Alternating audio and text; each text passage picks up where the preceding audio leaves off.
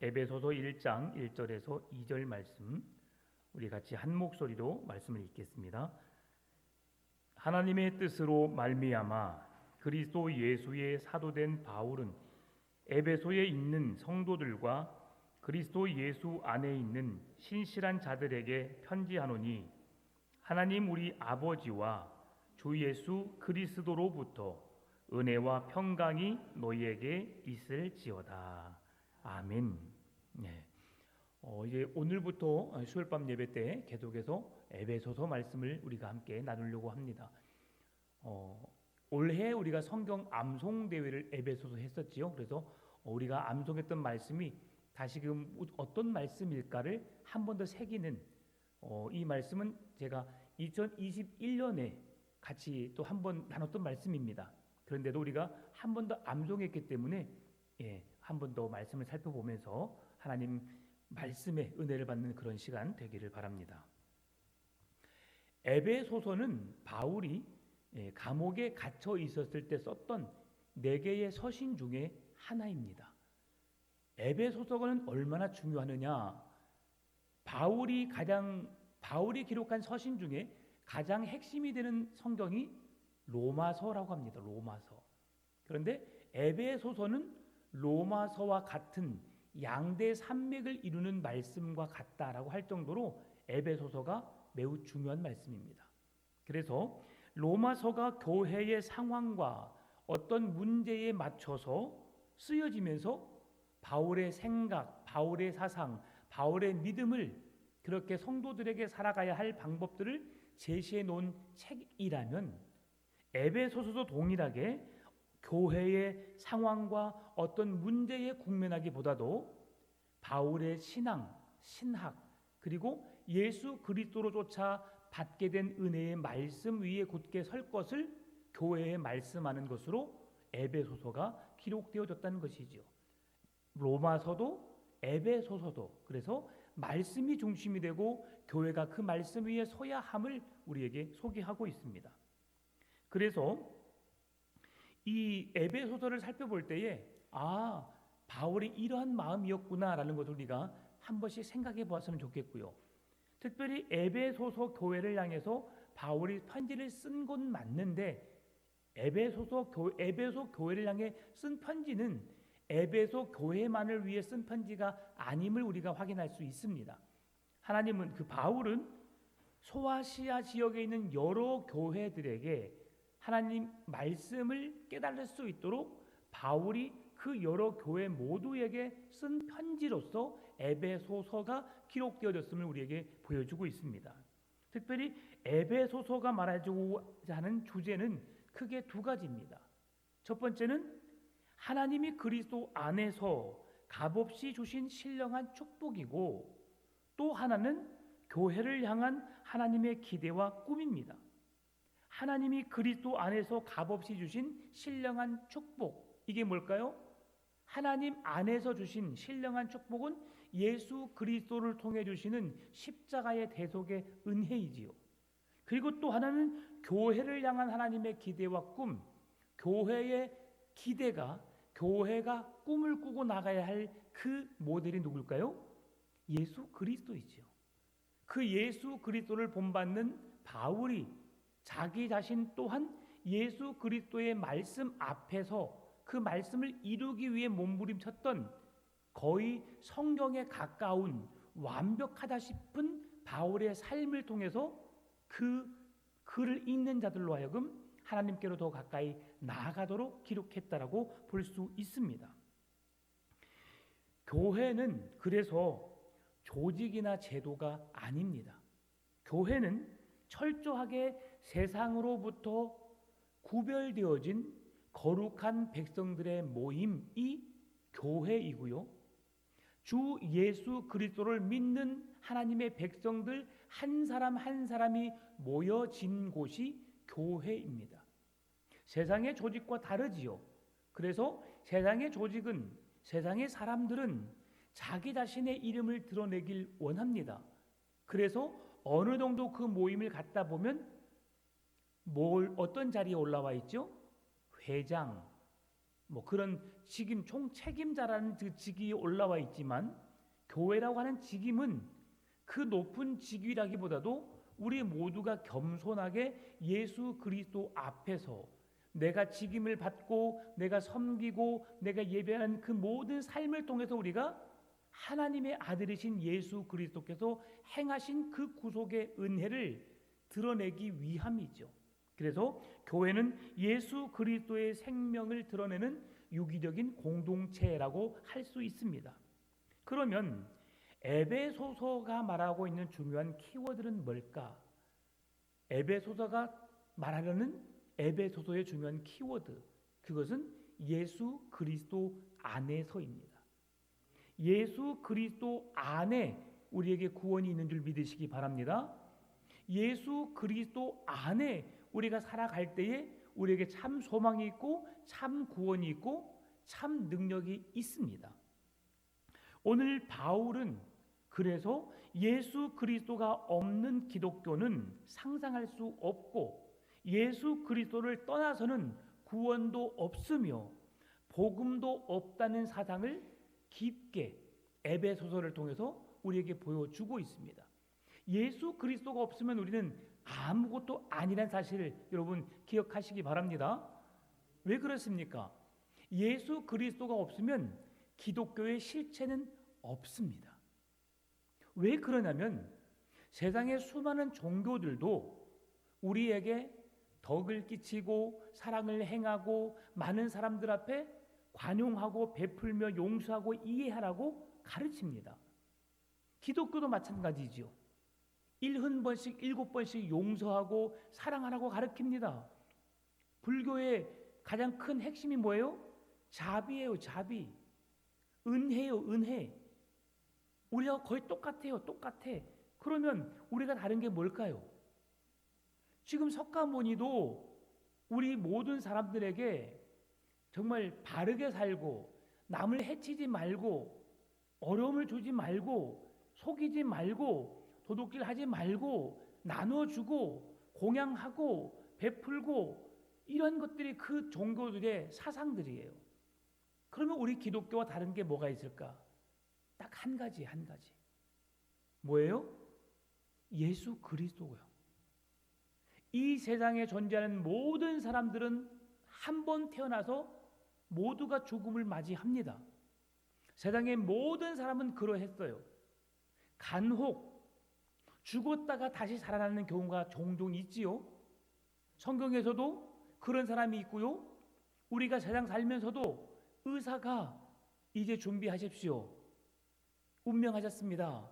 라고 했다가 조금 지나서 냉동실에 들어가기 전에 깨어난 사람이 있었어요. 이건 안 하겠습니다. 그건 썩 좋은 게 아니니까. 좋은 게 아니고, 애들 뭐 상여 나가다가 막 관을 두드렸는데 이런 이야기 있잖아요. 이제 이런 이야기는 오늘 별로 의미가 없으니까.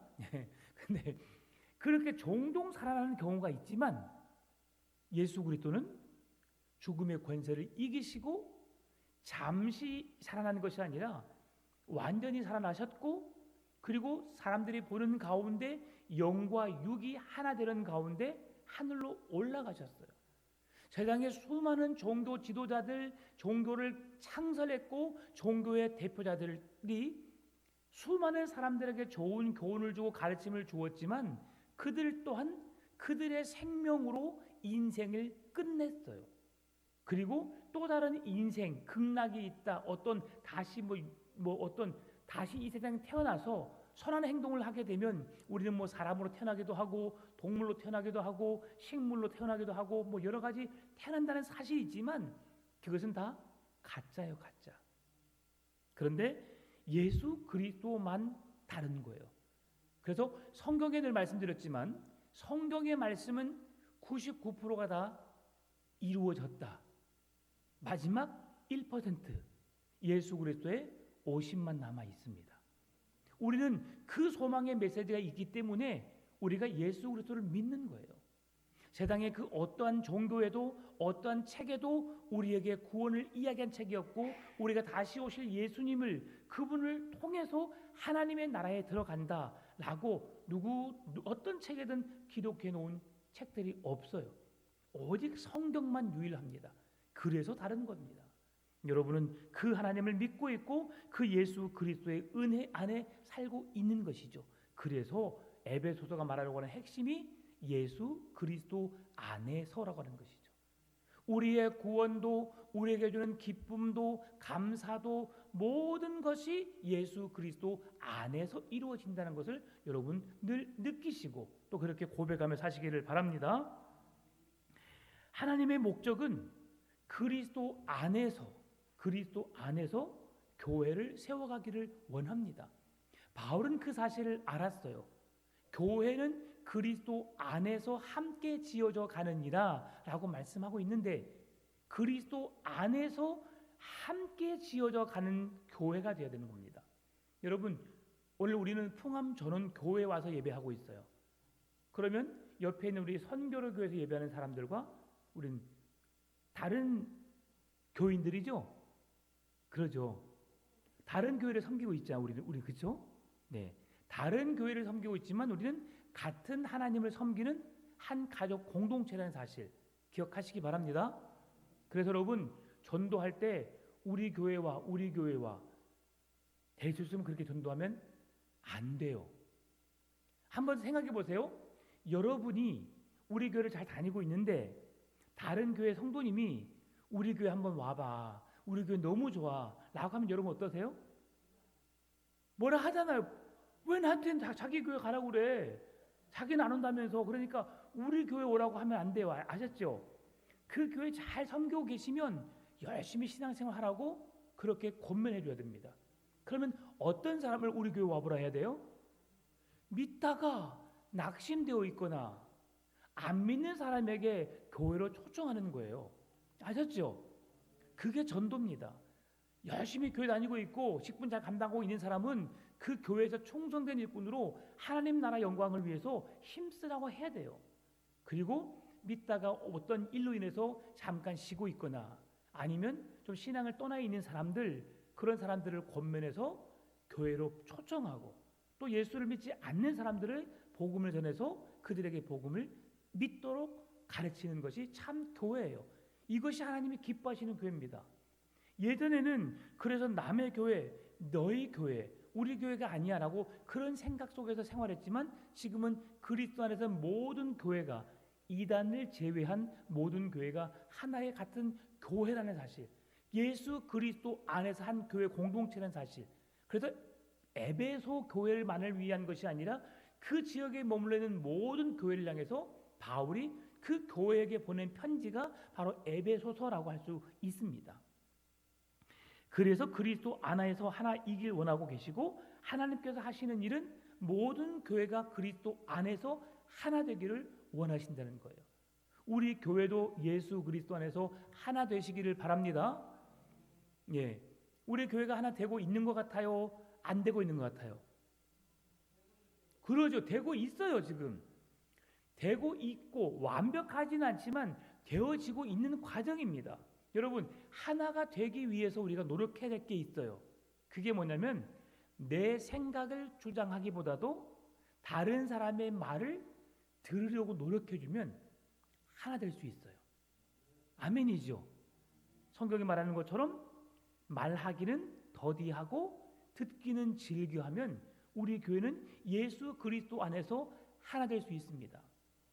이번 주에 식당에서 밥을 먹는데 내 맘에 쏙 들었어요.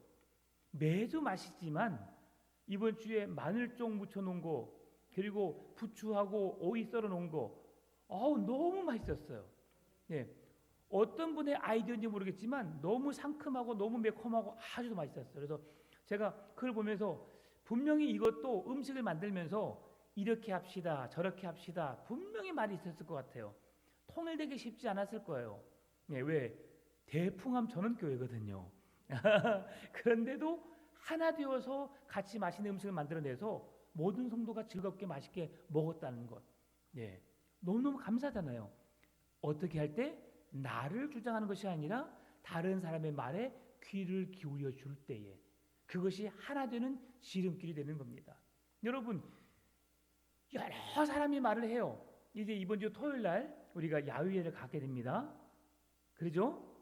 가서 아유 이런 데를 뭐들어 데리고 왔대 하지 마세요. 아셨죠?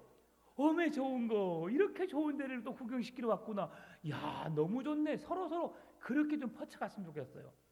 음식도 맛있는데 고르고 해서 지금 그 여러분들 모시고 가거든요. 근데 아이고 음식이 이게 뭐야 그런 것이 아니라 야 이렇게 맛있는 음식 준비하느라고 애썼구만 그렇게 말씀하세요. 이게 우리에게 흘러가야 됩니다. 그래야만 우리에게 기쁨이 있고 감사가 넘치고 예수 그리스도 안에 주시는 교회 안에서 누리는 행복인 거거든요. 간식 분명히 토요일 아침에 드릴 겁니다, 여러분. 아이고 왜 이런 걸 준비했어? 해야 다녀야 돼요.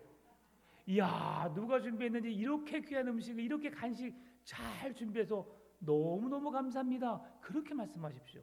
그러면 말하는 사람도 즐겁고 그 음식을 준비한 사람도 즐겁고 행복하거든요.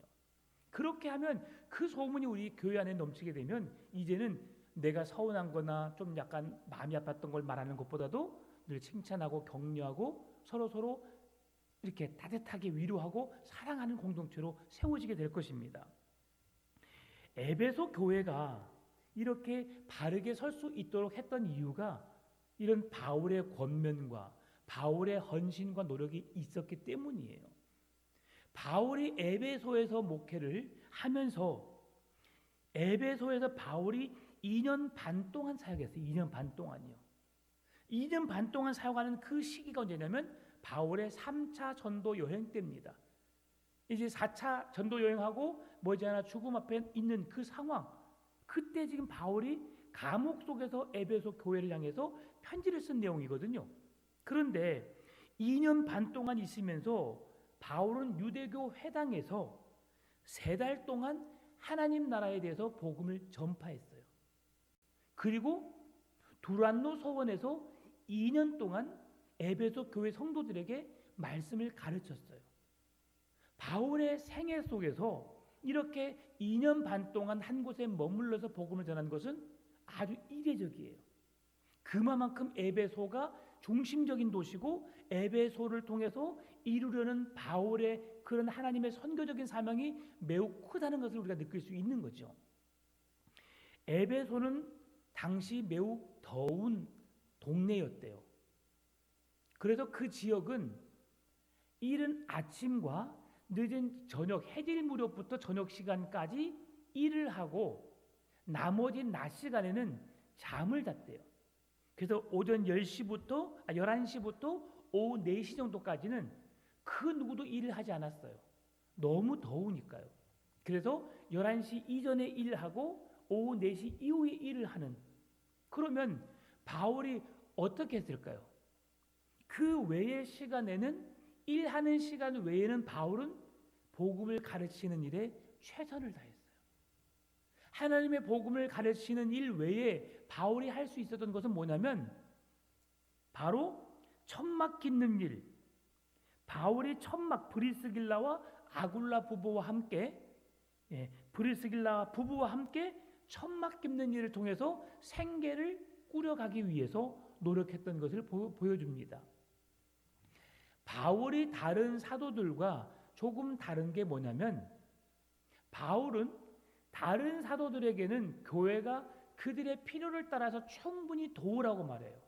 선교할 수 있도록, 복음적인 사명을 감당할 수 있도록 교회가 물심양면으로 도우라고 말하는데 바울 자신의 사역에 대해서는 도우라고 말하지 않아요. 바울은 경제적인 능력이 있었던 사람이기 때문에 자기 재산을 다 쓸 때까지 그렇게 다른 사람의 손을 빌리지 않고 다른 사람이 어려울까 봐서, 그래서 내게 있는 것을 다 들여서 하나님께 헌신했고요. 또한 이렇게 브리스길라 부부와 함께 천막 깃는 일을 행하면서 돈을 벌어서 선교적인 일에 다른 사람의 해가 되지 않도록, 마음에 어려움을 주지 않도록 열심히 노력했다는 거예요. 그리고 이제는 더 이상 할 수 없게 되었을 때에, 그때의 교회의 도움을 빌려서 선교적인 사명을 완성하는 일에 바울이 헌신했던 것을 우리에게 보여주고 있습니다. 여러분, 이렇게 바울이 그렇게 할 수 있었던 이유가 뭐냐면 예수 그리스도 안에서 그가 복음의 사역자로서 다른 사람에게 짐이 되는 것이 아니라 그들에게 복음의 본이 되어지고 그렇게 헌신하고 섬김으로 인해서 하나님의 이름을 높이려는 그의 진정한 믿음을 나타내 주기 위해서였습니다. 그래서 여러분 지금 두란노 서원에서 말씀을 배우는데요. 적어도 한 4시간, 5시간씩 몇 년 동안? 2년 동안 에베소 교회 성도들이 배웠대요. 오늘 우리가 4시간 예배 드려야 되니까 11시 반까지. 그러면 여러분 어떻게 될까요? 네, 힘드시겠죠.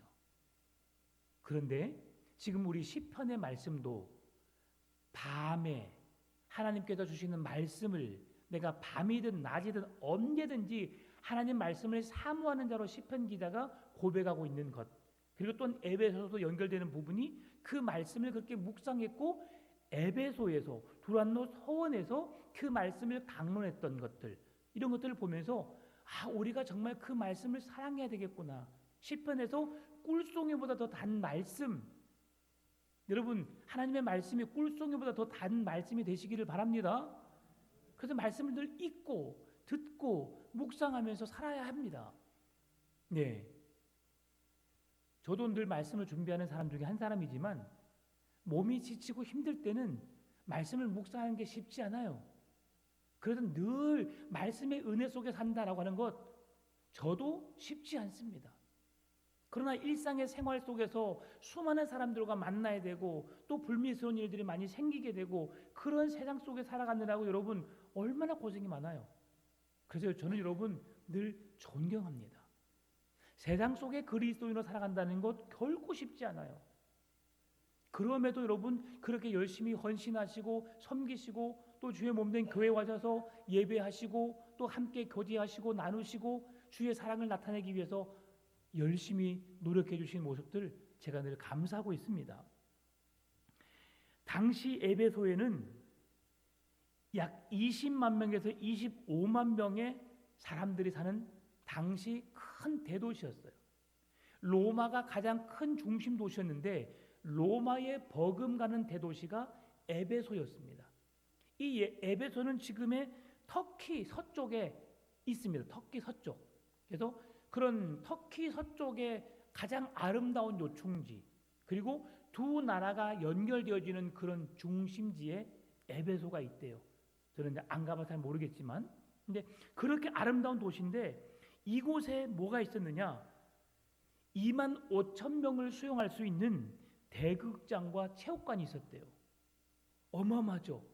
지금 우리 기아 챔피언스 체육관 챔피언스가 한 4만 5천 명 정도 우리가 수용할 수 있는 그런 경기장이거든요.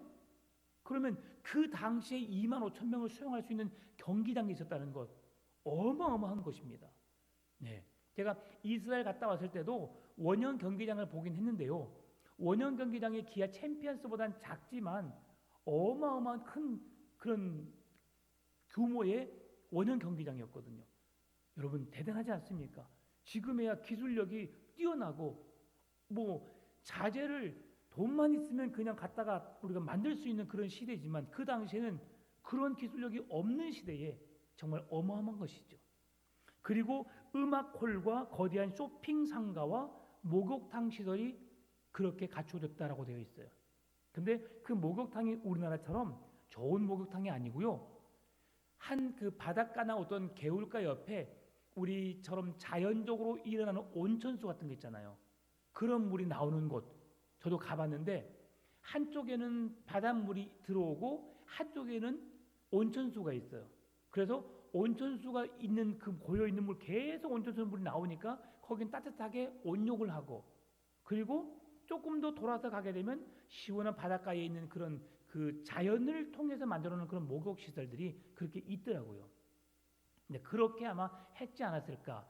우리나라처럼 대중 목욕탕 이런 것들은 아마 있었을 수도 있겠지만 그런 자연을 통해서 만드는 목욕탕이 있었지 않았을까 생각해 봅니다. 그러면서 그런 볼거리들이 많고 사람들의 구경거리가 많다 보니까 많은 사람들이 에베소를 찾게 되었고 에베소를 찾다 보니까 에베소 지역의 경제는 더욱 성장하게 되었고 그러면서 많은 도움을 받지 않았을까를 생각해 봅니다. 그리고 돌로 만든 기둥 127개를 동원된 세계 7대 불가사의한 그런 아테미 신전이 매년 3월과 4월에 열리는 아데미 여신 축제 때 많은 순례객들이 또 모이기 시작했어요. 볼거리도 많았고 원형 경기장도 있었고 또 아데미 신전 축제가 있었기 때문에 에베소는 정말 다른 도시에 비해서 경제적으로 참으로 부유한 도시였다라고 볼 수 있는 겁니다. 그렇게 많은 사람들이 인기가 있고 더 나아가서 그 지역의 세계 각국에 살고 있는 모든 여인들의 로망이 뭐였냐면 에베소에 한번 가고 싶다라고 꿈을 꿀 정도로 좋은 곳이 에베소라고 합니다. 터키 에베소 갔다 오신 분, 마음으로 손 드십시오. 그분들은 정말 축복합니다. 우리 생애에 한번 갔다 와야 되지 않겠습니까? 그런 거 한번 가보시게요. 가봐야 됩니다. 그렇게 아름다운 곳, 여성들의 로망이래요. 그 당시에 그렇게 보고 싶었던 곳이 에베소였다고 합니다. 그런데 오늘 제가 왜 이렇게 계속 좀 오랜 시간을 거쳐서 에베소를 이렇게 말씀드렸느냐? 그렇게 사람들에게 인기가 있었고 많은 사람들의 생활에 필요한 그런 세계를 로마가 가장 중심지였고 로마에 버금가는 그런 도시화가 되어 있음에도 불구하고 바울은 그것이 불편했던 거예요. 바울은 그 에베소의 다른 어떤 시설이나 어떤 문화나 경제적인 능력이 그 지역을 지배하는 것이 아니라 복음이 에베소 중심에 자리 잡기를 원했다는 겁니다. 그 당시에 에베소가 어떤 일이 있었느냐? 거기는 에베소에 성적으로 도덕적으로 타락했고 어떤 그런 문화들이 조성되다 보니까 바울에게는 늘 어려운 부분이 있었어요. 하나님의 말씀이 중심된 도시, 예수 그리스도 안에서 참 기쁨과 참 만족이 무엇인지 세상의 즐거움이 아니라 그리스도 안에서 그 모든 것을 누리기를 원했던 것이 바울의 마음이었다라고 할 수 있는 거죠. 그래서 오늘 이 말씀을 우리가 함께 살펴보면서 이제 오늘부터 에베소서를 깊이 있게 묵상해 가기를 원합니다. 에베소서의 구성은 다음과 같습니다. 1장 1절에서 2절 오늘 본문이 서론이에요. 서론. 그리고 1장 3절에서 6장 20절까지가 본론입니다. 본론. 그리고 6장 21절에서 마지막 24절까지가 결론, 맺은말 부분입니다. 그래서 오늘 서론을 보고 다음 주부터 본론적인 부분을 살펴보길 원합니다. 그러면 에베소서가 주는 교훈, 그 메시지를 네 가지로 요약해 볼 수 있는데요. 첫 번째, 하나님은 그리스도를 통해서 우리가 거룩한 새 인류로 만들려고 한다는 것이다. 둘째, 바울의 기도는 우리의 관심이 무엇이어야 하는지를 가르쳐 줍니다. 세 번째, 그리스도인이 얼마나 거룩한 삶을 살아야 하는지를 철저하게 보여줍니다. 네 번째, 이러한 삶이 함께 모여 공동체로 실현되어야 함을 우리에게 보여주고 있는 거죠. 모든 성도가 예수 그리스도로 거룩한 옷을 입고 새롭게 지어져 가야 할 거룩한 성전이 되기를 바울은 원하고 있다는 사실이죠. 그럼 우리가 오늘 본문의 말씀 1절 한번 같이 읽어보겠습니다. 하나님의 뜻으로 말미암아 그리스도 예수의 사도된 바울은 에베소에 있는 성도들과 그리스도 예수 안에 있는 신실한 자들에게 편지하노니 아멘. 하나님의 뜻으로 말미암아 자칭 사도된 나 바울은, 바울 서신을 보게 되면 대부분의 서신서에서 다 예수 그리스도의 종된, 예수 그리스도의 사도된 나 바울은 이라고 고백하고 있습니다. 여러분, 바울이 사도적인 조건을 충족했어요, 못했어요? 우리가 보기에는 못했다고라고 할 수도 있어요. 왜 그러느냐? 예수 그리스도의 사도라고 하는 것은 하나님 예수님으로부터 부르심을 받는 자, 예수님으로부터 가르침을 받는 자, 예수님으로부터 보내심을 받는 자, 그 세 가지가 충족될 때에 사도라는 부름을 받습니다. 그런데 바울은 오늘 1절에서 그 사도라고 하는 직임이 어떻게 부름받게 되는지, 예수 그리스도로부터 부르심을 받고 가르침을 받고 보내심을 받는데 그 모든 것이 하나님의 뜻으로 되어진다라고 1절에서 말해주고 있어요. 그러면 내가 사도가 되고 싶어도 사도가 될 수 있어요, 없어요? 없어요. 하나님이 나를 부르지 않으면 나는 하나님의 사도가 될 수 없는 거예요. 그래서 여러분, 하나님이 여러분을 부르셨다는 확실한 소명이 있으신가요? 확신이 있으신가요? 예수님이 나를 세상의 수많은 사람들 중에 구별된 백성으로 하나님의 자녀로 나를 삼으셨다라는 확신이 있어야 되는 거예요. 그것이 믿음이고 그 믿음이 여러분을 구원으로 이끌 것입니다. 사도는 12명 외에는 사도라고 이름을 부를 수 있는 사람이 사실은 없었어요. 그런데 바울이 그토록 사도가 되고 싶어서가 아니라 그가 사도라고 자랑할 수밖에 없는 이유는 하나님이 그를 만나 주셨고 하나님의 뜻으로 말미암아 그가 복음을 박해했던, 복음을 전하는 자들을 그렇게 힘들게 했던 박해자로부터 하나님의 복음을 증거자로 변화시키신 분이 누구시냐? 다메섹 도상에서 만난 하나님 예수 그리스도를 통해서 그가 되어졌다는 것을 증명해 보이기 위함이에요. 내가 그냥 사도라는 이름으로 복음을 전하는 자가 아니라 하나님이 나를 부르셨고 사울아 사울아 나는 네가 핍박하는 예수라. 그리고 그 예수를 증거하는 주님의 보내심을 받은 자로서 그 며칠 사이에 그가 사도라고 하는 확신을 가졌고 하나님의 확실한 부르심에서 가르침을 통해서 보내심을 받은 사도라고 하는 것을 그가 증명해 보이기 위함이었다는 것이죠.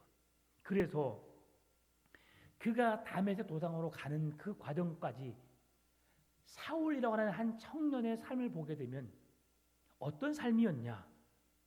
사도행전 7장 58절 말씀 보게 되면 자막은 없지만 사람들은 사울의 곁에다가 사울 앞에다가 자기의 겉옷을 벗어서 그 앞에 놓습니다. 당시에 내 겉옷을 벗어서 그 사람 앞에 놓아둔다는 것은 어떤 의미냐면 그 사람의 권위를 인정한다는 것입니다. 그리고 그에게 온전히 순종하겠다는 것입니다. 이게 무슨 말씀이냐면 스데반을 죽였던 사울이에요. 스데반을 죽이는 일에 앞장섰던 사울이죠. 그러면 당신을 그리스도인을 박해하고 그들을 죽이는 일에 앞장서는 권위자로 우리 모두는 당신을 인정하겠습니다. 그리고 그 일을 행하는 데 있어서 당신이 무슨 일을 하든지 우리는 순종하겠습니다. 그러니 바울의 권위가 바울이 행하는 일들이 그 당시에 수많은 사람들에게 얼마나 중요했고 얼마나 힘이 실어져 있었는지를 알 수 있는 모습이죠. 그 말씀이 사도행전 7장 58절이 증명해주고 있던 사실이죠. 그런데 그러한 가운데 사울이 그런 막중한 책임을 가지고 그리스도인들을 박해하기 위해서 다메섹으로 가고 있는 다메섹에 그 지나는 중에 그곳에서 하나님의 부르심이 그에게 있었던 것이죠. 여러분, 그가 지금 다메섹으로 가고 있고 아직 예수님이 그를 만나주기 전 그가 예수님을 만날 확률은 몇 퍼센트나 됐었을까요? 그렇게 예수 믿는 사람을 박해하고 죽이고 핍박했던 그의 인생 속에서 예수님을 나의 주님, 구원자라고 믿을 수 있는 확률이 얼마나 됐었을까요? 거의 제로에 가깝지 않았을까요? 그랬던 그가 한순간에 예수님을 만나게 된 거예요. 그 예수님을 만남으로 그 제로였던 그 인생 속에서 예수님을 만나고 난 이후에 그의 인생이 확 달라져 버렸어요. 그래서 나 같은 그런 사람이 예수님을 만났던 것도 은혜인데 그분에 의해서 예수 그리스도가 누구인지 명확하게 알게 되었고 그 예수님을 증거하는 자로 내가 살게 되었다. 그래서 바울은 1절에서 내가 예수 그리스도의 사도된 바울이라는 말씀을 명확하게 기록하고 있는 거예요. 무엇으로 말미암아? 하나님의 뜻으로 말미암아. 하나님께서 나를 사도로 부르신 것은 하나님의 뜻이다. 여러분, 하나님의 뜻이 오늘 저와 여러분에게도 이루어진 줄 믿습니다. 세상의 수많은 사람들 중에서 여러분을 하나님의 거룩한 사람으로 부르셨다는 사실, 이것이 하나님의 뜻이 여러분에게 지금 이루어지고 있다는 사실이죠. 그러면 바울이 에베소 교회에 편지를 썼는데 제가 서두에 에베소 교회만을 위한 편지가 아니었다고 말씀드렸죠. 그 증명된 말씀이 하반절 이후에 나타납니다. 에베소 교회 성도들에게 보낸 편지, 그 수신자를 누구라고 말하고 있느냐? 첫 번째, 에베소에 있는 성도들이라고 말합니다. 그리고 뒤에 있는 그리스도 안에 있는 신실한 자들이라고 말합니다. 에베소에 있는 성도들과 그리스도 예수 안에 있는 신실한 자들에게 편지하노니 라고 하는 것은 예수 그리스도를 믿는 모든 자들에게 이 편지가 읽혀지기를 원했던 바울의 마음임을 우리가 확신할 수 있는 거죠. 여러분, 성도란 말이 어떤 말인지 알아요? 구별되어졌다는 거예요. 세상과 구별되어졌다. 그래서 하나님의 거룩한 백성들로 우리는 구별된 자들이다라고 하는 것이 성도예요. 세상에 속해 있는 자가 아니라 하나님께 속해 있는 자다라고 하는 것이 성도입니다. 우리 그리스도인에게 있어서 가장 듣기 좋은 말이 뭔 말인 줄 알아요? 성도예요. 성도여 다 함께 할렐루야 아멘 찬양하는 거죠. 어떤 사람은 그런 일이 있어요. 직분을 모르는 가운데 서로 만나잖아요. 그러니까 성도님 안녕하세요 했더니 내가 왜 성도요? 나 장로요. 네, 웃자고 해본 소리입니다. 근데 이제 이게 실제로 있었던 일입니다. 네, 사람들은 성도가 더 좋은 말이에요. 장로, 집사, 권사, 이것은 하나의 성도가 지니는 하나의 직분일 뿐이에요. 목사도 마찬가지입니다. 목사라고 하는 것이 한 직임일 뿐이지 목사라고 해서 내가 그리스도 안에 속했다라고 말하는 것이 아닙니다. 어떤 단어가요? 성도가 세상과 구별된 예수 그리스도께 속한 자 이름이 뭐라고요? 성도예요. 여러분은 성도인 줄 믿으시기 바랍니다. 누군가 여러분에게 성도님 부르면 기분 나빠하시면 안 됩니다. 나 권사인데, 나 권사진도 몰라보고 이 사람이 성도라고 불러요. 내가 엄연히 권사인데, 내가 장로인데, 목사인데, 여러분 그거 다 내려놓으시고 우리는 다 예수 그리스도께 구별된 하나님의 거룩한 성도라는 사실을 기억하시고 그렇게 예수 그리스도께 속한 자가 중요한 거예요. 내가 세상과 구별되어졌다. 이것이 성도예요. 그래서 오늘 예수 그리스도 안에 있는 그 성도들에게 오늘 이렇게 에베소에 있는 성도들 그리고 그리스도 예수 안에 있는 신실한 자들에게 바울이 편지하고 있다라고 하는 것입니다. 2절 말씀 같이 읽어볼까요? 하나님 우리 아버지와 주 예수 그리스도로부터 은혜와 평강이 너희에게 있을지어다. 아멘. 바울이 서론에서 그렇게 내가 하나님의 거룩한 사도가 되었고 하나님의 뜻으로 말미암아 내가 사도가 되었는데 그 복음을 받을 수 있는 거룩하게 구별된 사람들 예배소 성도들과 예수 그리스도 안에 있는 그리스도인들에게 어떤 소식을 주기 위해서 바울이 그러한 거대한 말을 1절에서 우리에게 말하고 있었을까? 2절이 그 답을 해주는데요. 주 하나님 우리 아버지와 주 예수 그리스도로부터 무엇이? 은혜와 평강이 너희에게 있을지어다. 아멘. 여러분, 은혜와 평강은 세상에서 구할 수 없는 것입니다.